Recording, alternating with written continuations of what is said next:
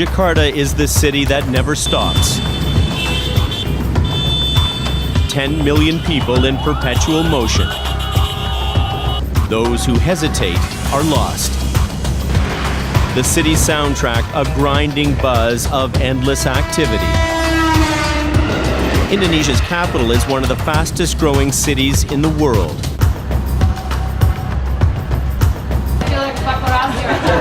The school had everything we were looking for, and we were willing to take that step to live in Jakarta despite, some of the challenges that people face living in this very big city. It began with rumors rippling through the campus. Shocking allegations of child sexual abuse in dark corners of the sprawling campus. And the rumors came from one mother. The mother listed in great detail how her 5-year-old son, a kindergarten student, had been sexually assaulted at the school in this bathroom behind this yellow door, just steps from the boys' classroom, just steps from a busy courtyard. The culprits? She blamed the school's cleaners.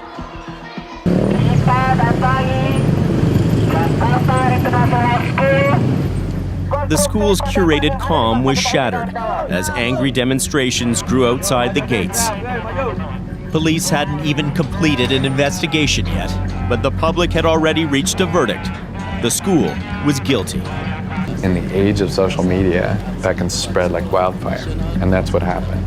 And there was a time when, people were saying, look, you've got huge portion of the country that believe these allegations. The 5-year-old boy was questioned by police and shown pictures of the cleaning staff. Based on the boy's say-so and his alone, 6 cleaners were arrested, 5 men and a woman. The pressure was now mounting on the police to take action. The suspects would be paraded by police before TV cameras. The cleaners, it was alleged, were a ring of sexual predators. At this point, the suspects hadn't even appeared in court.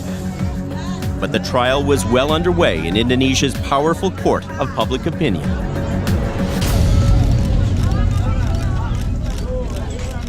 In early April, the cleaners were brought to this police station for questioning, though all along they maintained their innocence, saying they did nothing wrong. Then overnight, everything changed. One by one, they confessed. Confessions they later retracted, saying they were beaten out of them by police.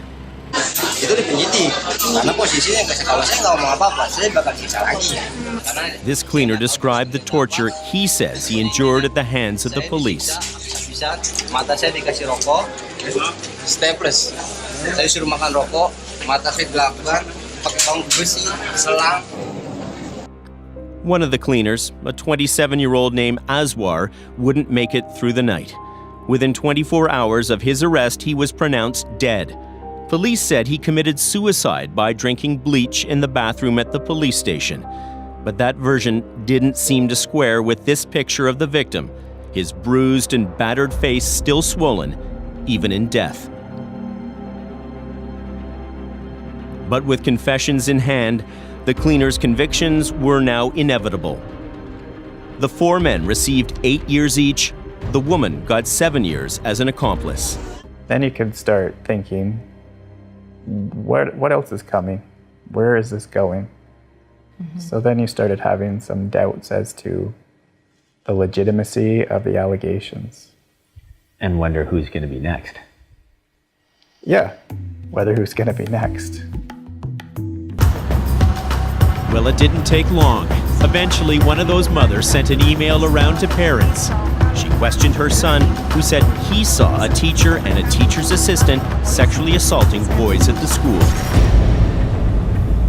June 13th, police raided the school, combing the building, looking for clues. First of all, Bantelman's office. Could a rape have happened here? Take a look. This is the office. 4 walls made entirely of glass, smack dab in the busiest part of the school. The boys told police they were attacked during school hours, and yet police couldn't find one witness who saw any of the alleged victims in the office. Police would also search the second floor. This is the footage that was taken as the investigators picked through the staff lounge looking for evidence.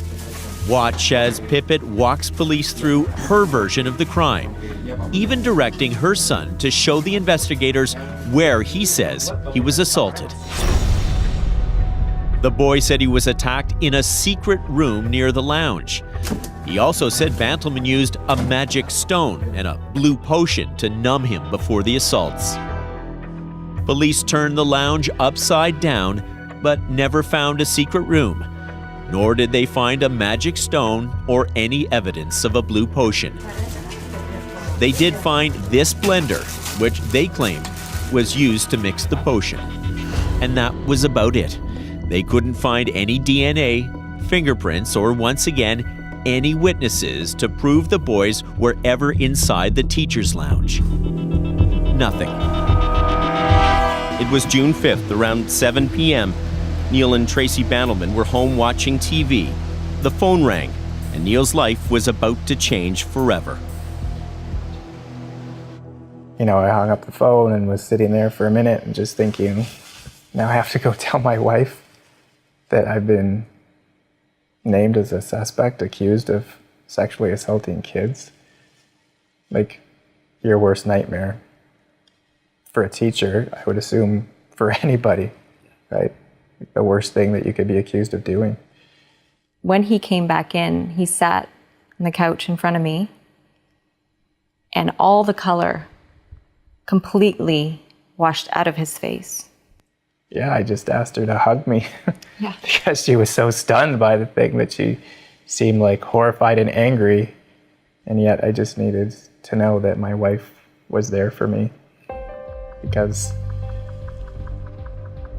you know that things aren't going to go well.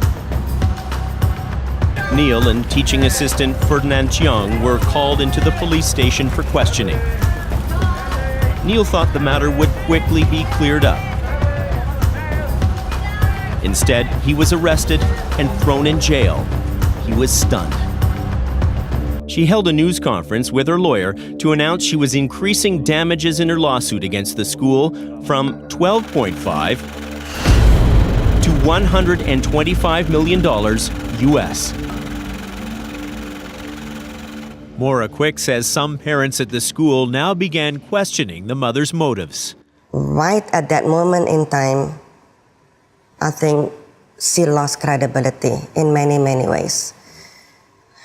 Again, remember, this is a crime that involved a child. And it's difficult for us to think about, or, to say it outright, that is there a motive to this thing? You just feel inhumane to say that, But when it was $125 million and all of a sudden teachers are named, I think people knew where all of this were going. It was for the money. Exactly. And they needed to name the teachers to strengthen their case. The trial began in December. The courthouse was crawling with media. And in the crosshairs of the cameras, Neil Bantelman, facing multiple charges of sexually assaulting 3 young boys.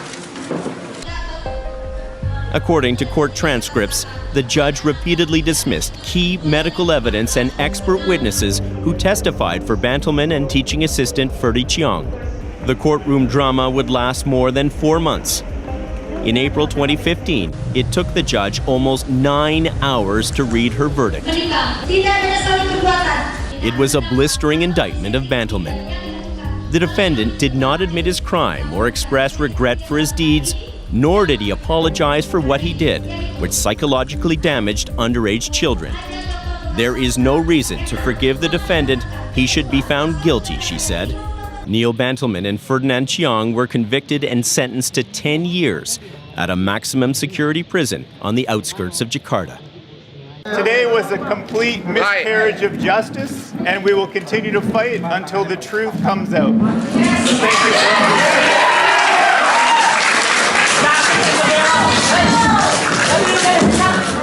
When I first arrived in Chippenham, I said to our cell leader, he was trying to give us advice, and I said, I am not guilty. And he's like, it doesn't matter. And I remember his words because he was right. Once you get to that point, you're guilty. So what are you going to do about it, is what he said. Put all your emotions aside, be practical. What can you do to get out of this situation? You need to start thinking about that. Don't think about getting out and getting a non-guilty verdict, because it's not going to happen. Bantelman's conviction was based almost entirely on allegations made by 3 kindergarten kids. But what about the forensic evidence? How exactly did police link him to the assaults? The Fifth Estate examined the extensive court documents to deconstruct the case against the Canadian. We looked for any solid evidence linking him to the alleged crimes. Here's what our investigation uncovered. We asked Dr. Suman Chakrabarty, an infectious disease specialist in Toronto, to put the tests to the test. We began by showing him the results of the first one done on the boy in Indonesia, which suggested he may have been exposed to the herpes virus. But Dr. Chakrabarty says these results would never stand up in a Canadian court. It's using a test that's not reliable, and what I would want to do is, I would say, okay, this is possible, but we should get more confirmatory testing with something that's more reliable. Okay, so that's exactly what the mother decided to do. And then she went to a lab in Europe and had that test done, which she pointed to me when I met her and said, there you go, confirming once again, my son has herpes. Does that confirm that? No, this test is actually saying that herpes is negative. So there's a clinical note here saying that this is the reason why we want to do the test. But when you actually look at the test result, it's saying it's negative. The child has not been exposed to herpes. But the mother insisted the test she had done did confirm he'd been infected. So we asked her to get one more independent test done at a European medical clinic of our choosing. With her full support, she took her son to confirm if he did indeed have herpes. This is the one that she had just done. Yeah. We asked her and she agreed to do that for us with her son. It's negative. Negative. Now, another interesting thing is, pretend the initial one from Indonesia. If that were truly positive, this should be positive afterwards. Mm-hmm. So this is now negatives, which actually retrospectively proves that the initial ones were false positives. So this is the confirmation. That's the confirmation. Right. Beyond a reasonable doubt, this child has not ever been exposed to herpes.